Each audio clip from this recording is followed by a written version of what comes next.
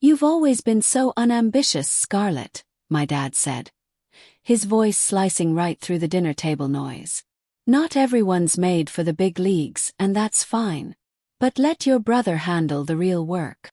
I set my fork down, slowly, carefully, trying to keep my hands from shaking beneath the table. If only he knew, I thought, how much I'd already done while they looked the other way. "Except for you, Dad, my so-called unambitious self is the only other person here with a real track record of success." I met his eyes, willing my voice to stay even, to betray none of the frustration swirling in my chest. Across the table, Benjamin flashed that infuriating smirk. The same one I'd seen my whole life, the one that always seemed to say, "You'll never catch up."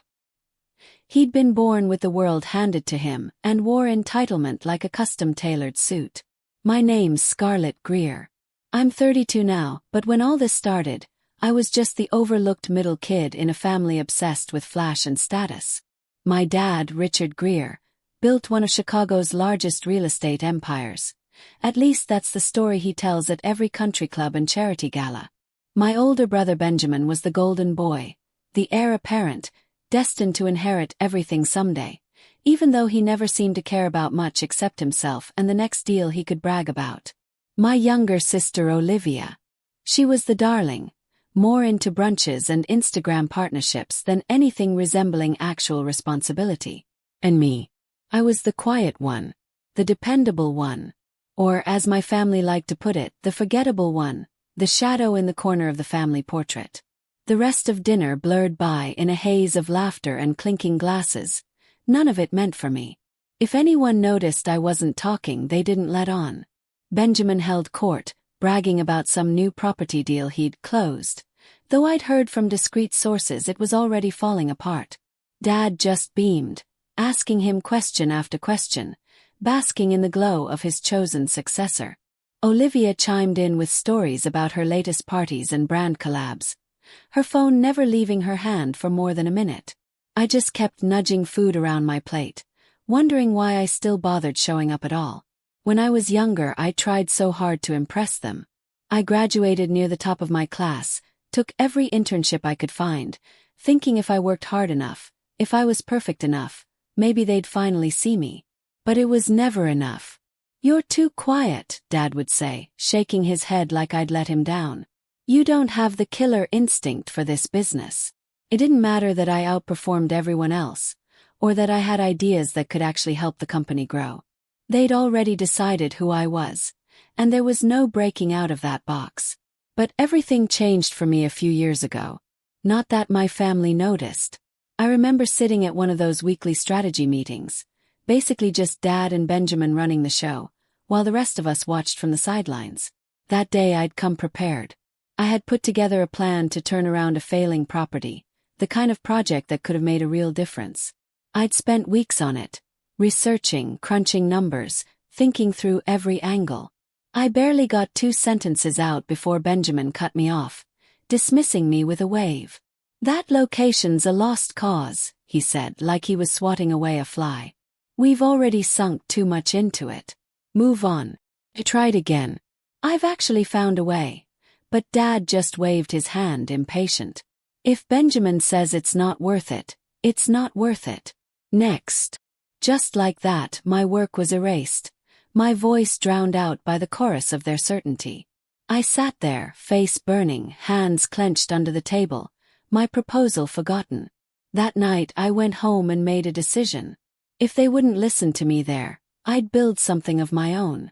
I was done waiting for their approval or chasing after a seat at their table. But I didn't quit the family company right away. That would have drawn too much attention. I started small, on the edges where no one was looking. My first investment was a beat-up duplex on the outskirts of town.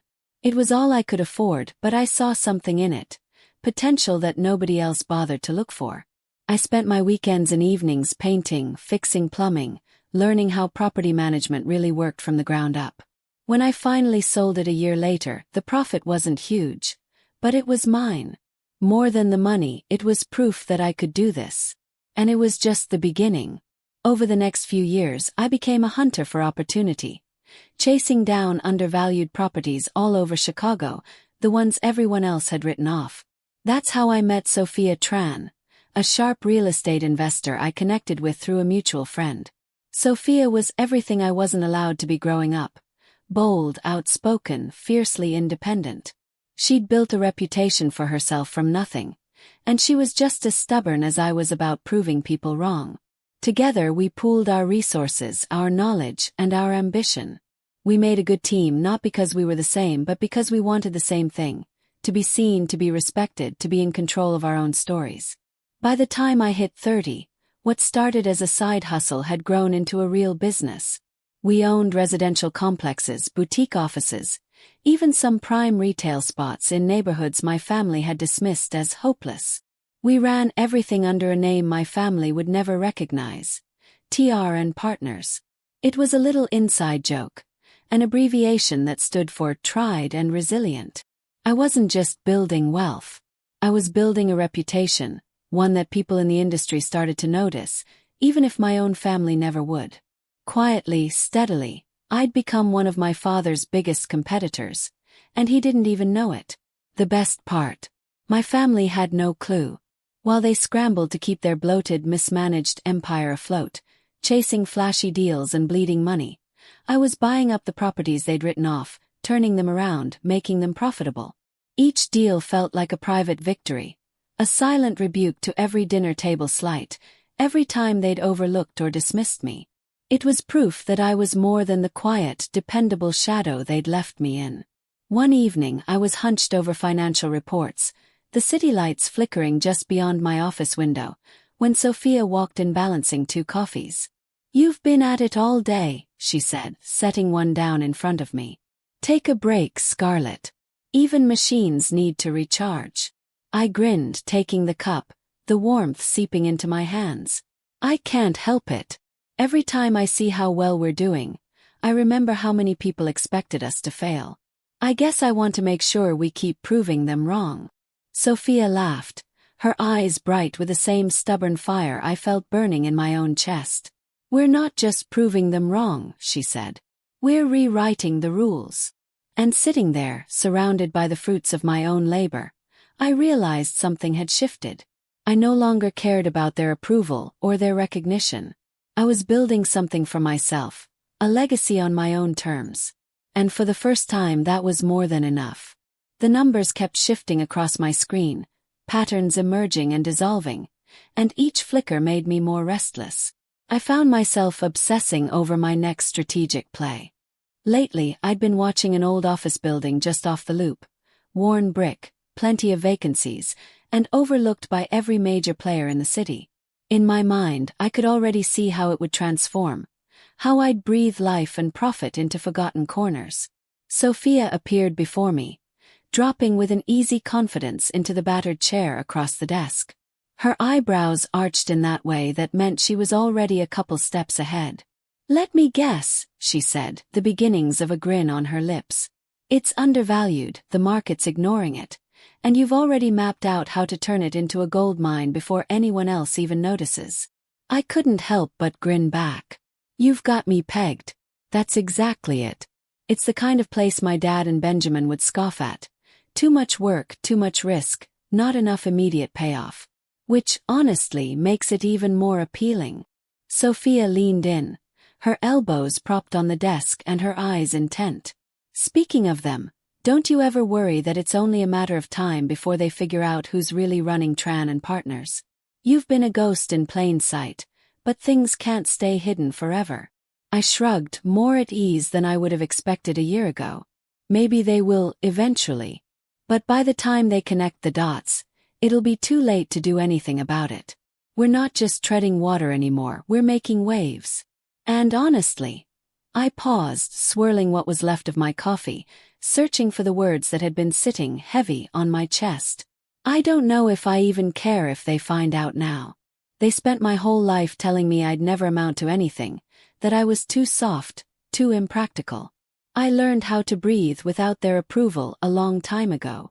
She looked at me like she could see past every mask I wore. "Scarlett, you're not doing this for them. You never were. This is for you." And if they ever do figure it out, God, I'd pay anything to see their faces. The shock, the outrage. It would be worth every penny. Her words caught me off guard and I laughed. A real, unguarded laugh, the sound echoing in the quiet of the office. You're right. I guess I needed someone to remind me. This whole thing, Tran and partners, the risks we take, the wins we rack up, it's ours. Whether they know it or not, it doesn't change what we've built. Sophia raised her mug in a toast, eyes shining. To building something that's ours. Something incredible. I touched my cup to hers, feeling a surge of determination course through me. Building something incredible, something I could claim regardless of who noticed. Family gatherings were always a study in discomfort, a well-rehearsed play with no surprises. My father and Benjamin, my older brother, never missed a chance to remind me where they thought I stood in the family hierarchy, a permanent second tier, an afterthought. I could recite their lines by heart. Scarlett, when's the last time you even set foot in the office? Dad would say, his tone heavy with disappointment, as if my absence was some personal failing. And Benjamin, always eager to twist the knife, chimed in. For someone with shares, you're practically invisible. Not that anyone notices. You're not exactly adding value these days, are you? They believed their jabs were clever, that their dismissals would sting. They didn't realize my distance was deliberate, that every hour away from the family business was an investment in something better. At first, I needed the time to work with Sophia, to pour my energy into a project that was actually mine. Later, it became a means of survival. Each visit to Greer Holdings was a reminder of my supposed inadequacy, a place where I was tolerated but never truly seen. So I stopped showing up except when absolutely necessary. Shareholder meetings, brief appearances, nothing more. I slipped in and out, careful never to linger. To them, my absence was proof that I had nothing to offer.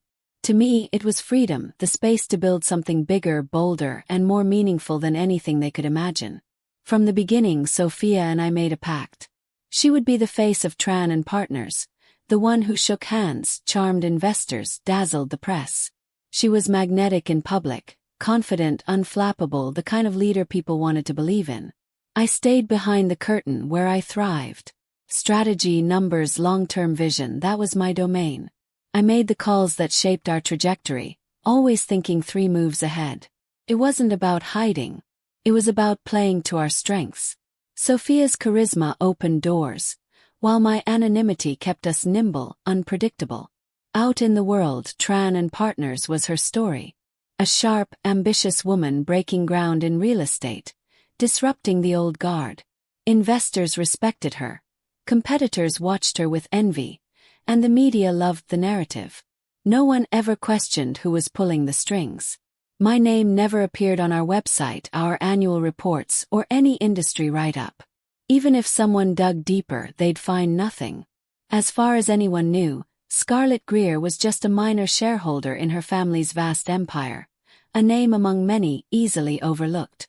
And that was exactly what I wanted, to operate in the blind spot of those who'd underestimated me all my life. Not even my father or Benjamin suspected the truth. To them, Tran and Partners was a minor competitor, a company barely worth a second glance. They didn't see the threat growing at the edge of their territory, didn't realize the upstart firm snapping up properties and forging new alliances was directed by the daughter they never took seriously. The irony was exquisite, a private thrill I carried through every negotiation and every milestone we hit. Their arrogance, their refusal to look past their own prejudices, was my greatest advantage. But a part of me knew that this anonymity was temporary. The more we grew, the more impossible it became to stay invisible. Sooner or later our worlds would collide. The revelation would be a reckoning, whether I was ready for it or not. Industry galas were their domain, the kind of event where my father and Benjamin thrived. They would hold court in expensive suits, swapping war stories with the city's real estate elite, basking in the admiration of old money and new upstarts alike. For them, these gatherings were a chance to reinforce their status, to remind everyone, especially me, of their place at the top. But as I watched from the edge of the room, I felt something shift inside me. For the first time, I wasn't just an outsider looking in. I was a contender, a quiet force they'd never see coming. As the evening wore on, I realized that everything I'd endured, the doubts, the dismissals, the years of being invisible, had led me here. I was no longer content to sit in the shadows. The company Sophia and I had built was real, substantial, impossible to ignore. Whether my family ever recognized it or not, I knew my worth. And when the truth finally came out, it wouldn't just be a victory for Tran and partners. It would be a reckoning for everyone who had ever underestimated me. This night was supposed to be just another date circled on the city's endless social calendar. A night of networking, power plays, and sly maneuvering beneath the chandeliered grandeur of the old hotel ballroom. For the real estate elite, it was a chance to see and be seen, to flash their credentials and remind everyone exactly who was on top. For Greer Enterprises, these events were ritual, another opportunity to reinforce that powerhouse reputation my family had cultivated for decades. In truth, I hadn't intended to set foot anywhere near this gathering. These nights always felt performative, all surface and no substance, a parade of forced smiles and measured toasts. But Sophia, ever the force of nature, refused to let me slip away this time. "Scarlett, you deserve this," she insisted, tossing a curve-hugging black dress onto my couch with that mischievous glint in her eyes. "You've been working non-stop. Let the city see what Tran and Partners is really made of. Besides, it'll be worth it just to watch the old guard squirm when they realize we're not just upstarts anymore." I surrendered, mostly because it was easier than arguing with Sophia's optimism. Deep down, I doubted anyone would even notice me.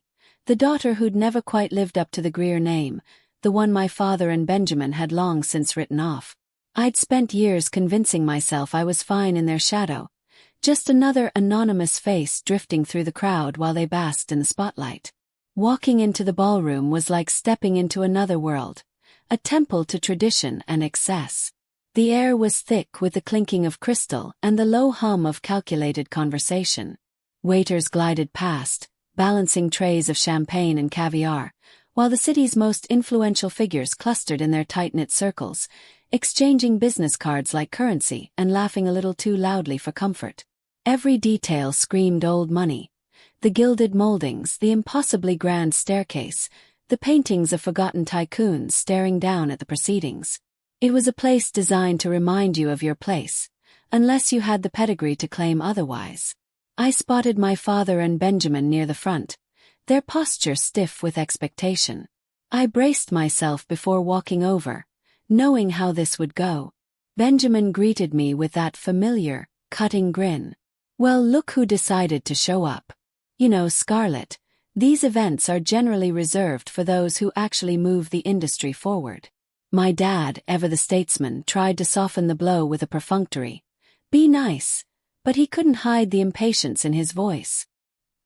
He didn't meet my eye, instead tugging at his tie with a distracted hand. "Just try not to embarrass us tonight, all right?" The words stung more than I wanted to admit. I swallowed every retort and quietly made my way to a table near the back. Sophia and a few colleagues were already there, offering me a safe haven from the storm. Out of sight, out of mind. That's how I'd learned to survive these nights. Sophia leaned in, her voice low. "How's it going over there?" She nodded toward my family, her eyes sympathetic. I forced a smile. "Exactly as expected. Let's just keep our heads down and get through it." The evening unfolded in a slow-motion blur. Award after award was announced, and each time Greer Enterprises' name wasn't called, I could see the tension ratcheting up at my father's table. His jaw tightened, Benjamin's bravado faded. Their frustration was almost palpable, a silent current running between them. It was strange, almost satisfying, to watch from a distance as they struggled with their own diminishing relevance. For once, I was content to be an observer, insulated from their expectations and the weight of the Greer legacy. As the night wore on, the room's energy shifted. The air grew heavier, anticipation building for the final award, a coveted recognition of innovation and excellence in the field. The host's voice cut through the chatter. This year's winner for unparalleled innovation and excellence in real estate, Tran and Partners. For a moment the world seemed to stop. Then the applause erupted, a tidal wave of sound that filled the room. Sophia rose from her seat, beaming as she made her way to the stage. I sat frozen, heart pounding, barely able to process what had just happened. Around me, whispers rippled through the crowd. My father and Benjamin sat in stunned silence, their expressions a mixture of disbelief and wounded pride. The unthinkable had happened. A younger, smaller firm had stolen their thunder on their own turf. Sophia accepted the award with a poise and warmth that had always inspired loyalty in our team. She thanked the organizers, acknowledged our competitors, and spoke of Tran and Partners' commitment to finding value where others saw none. "We started this company with a vision," she said, her voice resonant. "Not just to build properties but to build opportunities. We were determined to innovate, to take risks, to redefine what's possible in real estate. Tonight, this award is validation that our approach matters." The applause was polite, but I saw something shift in the room. A grudging respect, maybe, or at least curiosity about who we were and how we'd managed to outmaneuver the giants. But Sophia wasn't finished. She took a deep breath, her gaze sweeping the crowd before settling on me. Her tone changed, becoming more intimate, more vulnerable. "But this isn't just about me, or even our team," she continued. "There's someone whose influence has shaped every decision, every success we've achieved. She's the strategist behind every breakthrough, the quiet engine that powers Tran and Partners forward. She's not comfortable in the spotlight, but there's no one more deserving of recognition." I felt every eye turn toward me as Sophia spoke my name. Scarlett Greer. The room fell silent, the weight of her words hanging in the air. I could see the realization dawn on faces across the ballroom. Shock, curiosity, envy, admiration, all mingling together. My father's jaw clenched in disbelief. Benjamin stared at me with a look that bordered on awe and resentment. Sophia went on, her words cutting through the noise in my head. "Scarlett is the kind of leader whose work speaks for itself. She's never needed to shout to be heard. Her results do the talking. She sees possibilities where others see obstacles, and she's never shied away from a challenge, no matter how daunting. Her vision, her integrity, and her relentless pursuit of excellence have transformed Tran and Partners from a fledgling firm into a standard-bearer for innovation in our field." As she spoke, I felt something inside me shift. The walls I'd built up, years of self-doubt, of trying to prove myself to people who would never truly see me, began to crumble. For the first time, I wasn't just existing in the margins of my family's legacy. I was being recognized for my own accomplishments, my own vision, my own courage to do things differently. Sophia finished with a smile, her eyes shining with pride. "I think it's time everyone knew her name. Scarlett Greer has not only helped build Tran and Partners, she's helped reimagine what's possible in this industry. And for that, I am endlessly grateful." In that moment, surrounded by the buzz of whispered conversations and the stunned faces of my family, I realized that maybe, just maybe, I had finally stepped into the light on my own terms. I'd built walls around myself for years, thick, silent fortresses raised out of necessity, each brick laid to keep out the doubt, the dismissals, the constant reminders that I wasn't supposed to belong. Those walls had kept me safe, but they also kept me alone. Tonight, under the glittering chandeliers and watchful eyes of this crowd, those same walls were trembling, fissures spreading through my carefully constructed defenses. I could hear the energy in the room shifting, the murmurs of surprise, the growing tide of applause. At the Tran and Partners table, my people were already on their feet, their faces alight with pride and love, their hands coming together in thunderous celebration. For the first time, it felt like they weren't just applauding an achievement. They were welcoming me out from behind the barricades I'd lived behind for so long. Sophia, radiant in the golden light, turned to me, her hand outstretched, palm open. "Scarlett, come join me. This moment's yours as much as mine." Her voice was steady, but her eyes brimmed with warmth and understanding, a silent message that she saw every part of me, even the ones I tried to hide. For a heartbeat, I was frozen, the rush of adrenaline making my heart feel like it might burst from my chest. My legs threatened to give way, heavy as anchors. But Sophia's gaze anchored me, her smile a lifeline. The applause grew louder, a wave breaking through the static in my mind, and I forced myself to stand. My knees wobbled, but with every uncertain step toward the stage, I felt my resolve settle and harden, like steel forged in fire. Climbing those stairs, I became acutely aware of every eye fixed on me. I could feel their weight. My father stern and expectant, my brother always so sure of his place, the industry heavyweights who had never bothered to learn my name. They saw me now, and for the first time I didn't shrink from their scrutiny. Instead I let it fuel me, a kind of quiet defiance rising in my chest. When I reached Sophia, she pressed the cool, heavy award into my hands, her grip steady on my shoulder. She leaned into the microphone, her voice ringing with pride and certainty. "This is Scarlett Greer," she announced, her words clear and resonant. "And if you haven't heard of her yet, trust me you will." Standing there, the award a solid weight grounding me in this moment, I finally tasted something I hadn't allowed myself in years. Validation. Not just from the crowd, not from the industry titans or even my own family, but from me. For so long I'd doubted whether I deserved to be seen, let alone celebrated. But as the applause crashed over me, I felt the old shame and fear begin to loosen their grip. I scanned the crowd, searching for the faces that had shaped me in ways they'd never know. My father's expression was almost comical in its shock.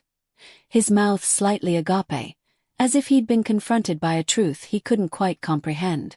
Benjamin's face was a mask of disbelief, jaw clenched so tightly I half expected to hear his teeth crack. And somewhere beneath the surprise perhaps, just barely, a flicker of respect, a grudging acknowledgement that maybe I'd done the impossible. Sophia leaned in, her voice low and gentle, a calm in the storm. "Say something," she whispered, squeezing my shoulder for courage. I stepped up to the microphone, my pulse pounding a frantic rhythm in my ears. Public speaking had never been my forte. I'd always preferred to do the work, not talk about it. But tonight wasn't about grandstanding or showmanship. It was about claiming my place, if only for a moment. I took a breath, steadying myself. "Thank you," I began, my voice surprisingly clear despite the emotions threatening to choke me. "This means a lot. When Sophia and I started Tran and Partners, we took chances. On properties everyone else dismissed, on ideas no one wanted, and, most importantly, on ourselves. Tonight proves those risks weren't just worth it, they mattered." A ripple of polite applause followed, but I wasn't finished. I met the eyes of the doubters, the skeptics, and found myself smiling, a small, hard-won triumph. To everyone who believed in us, thank you. And to everyone who didn't, I let the pause linger, the meaning clear. Thank you for underestimating us. It gave us the fuel to succeed. The room erupted, laughter and applause mingling into a single joyous roar. In that moment, I felt lighter, the burden of old expectations and invisible barriers finally beginning to lift. Still, my gaze kept drifting back to my father, whose features now wavered between shock and an emotion I couldn't place. Benjamin, arms crossed, looked like he was barely holding it together. His face flushed with anger or humiliation, or maybe both. Olivia, blissfully detached, sipped her wine with a faint smile, her gaze flickering between the drama at our table and the sparkling lights overhead, as if weighing whether any of this was worth interrupting her perfectly curated evening. As Sophia and I left the stage, applause trailing behind us like a benediction, she shot me a grin, her eyes dancing. "Now that," she said, "was a moment worth savoring." I nodded, the truth of her words settling deep in my bones. This wasn't just a professional victory. It was a reclamation of something I'd almost lost. My sense of self. Back at our table, the air buzzed with speculation and admiration. I felt the weight of dozens of glances, some curious, some envious, but all aware that something had shifted. Sophia leaned close, her tone conspiratorial. "I'd pay good money to know what's going through your dad's head right now." I couldn't help but glance over. My father sat rigid, hands clasped so tightly his knuckles blanched, eyes fixed straight ahead as if refusing to acknowledge the world had changed in a way he hadn't authorized. Benjamin looked ready to detonate, his face an alarming shade of red as he hissed something sharp and bitter to my father. Olivia, ever the observer, watched the two of them with mild amusement, weighing whether their family drama was worth more than her glass of wine. "They'll come around," Sophia said, reading my silent turmoil. "Maybe not tonight, maybe not ever the way you deserve. But what you've done, they can't ignore it forever. You built something real, Scarlett. Something they never believed possible." "Maybe," I replied, though the words felt distant. The truth was, I wasn't sure I cared anymore. Their approval had been a goal for so long that I'd almost forgotten what it felt like to want something for myself. Tonight, standing in the light of my own making, I realized their validation was just a side effect, never the purpose. What mattered was the proof that I could thrive, build, and succeed on my own terms, whether or not they ever recognized it. As the night wore on and the crowd thinned, avoiding them became more difficult. Eventually my father approached, Benjamin close behind, his posture stiff with indignation. Sophia rose to meet them, every inch the gracious partner, and extended her hand. "Mr. Greer, it's an honor to meet you," she said, her warmth a subtle challenge.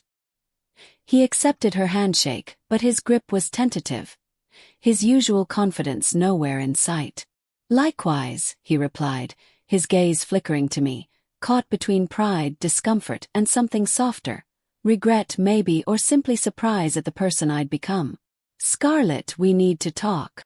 Benjamin scoffed, his voice sharp and bitter. "Talk? What's there to talk about? You've been busy undermining the family business, sneaking around behind our backs." Sophia's smile never wavered, but her words were laced with steel. "Undermining? I'd say Scarlett's been doing what you should have, innovating, adapting, and succeeding. But perhaps this isn't the time." Benjamin flushed even redder, but my father silenced him with a curt gesture. "Enough," he said, his tone brooking no argument. He turned to me, his eyes searching mine. "Scarlett, can we step outside for a moment? Just the two of us." I nodded and followed him onto the terrace. The cool night air wrapped around me, a welcome relief from the heat and tension inside.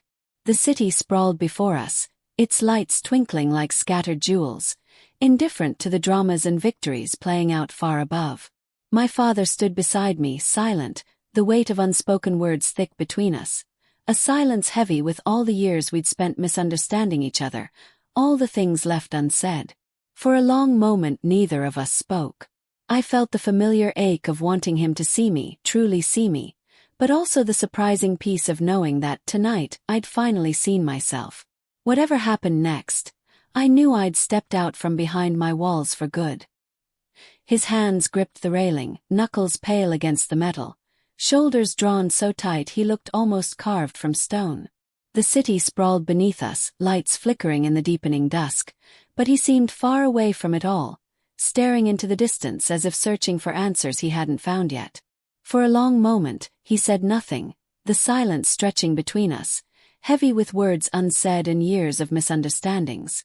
Then finally he broke it, his voice low and rough-edged, carrying a weight I'd rarely heard from him. "I didn't know," he said, each word deliberate, as if it cost him something to admit it. Regret hung there, thick and unmistakable, though I sensed something more, maybe shame or a fear he'd never name. "I had no idea you were capable of all this." I let out a breath, crossing my arms and leaning against the railing beside him, close enough to feel the tension radiating off him.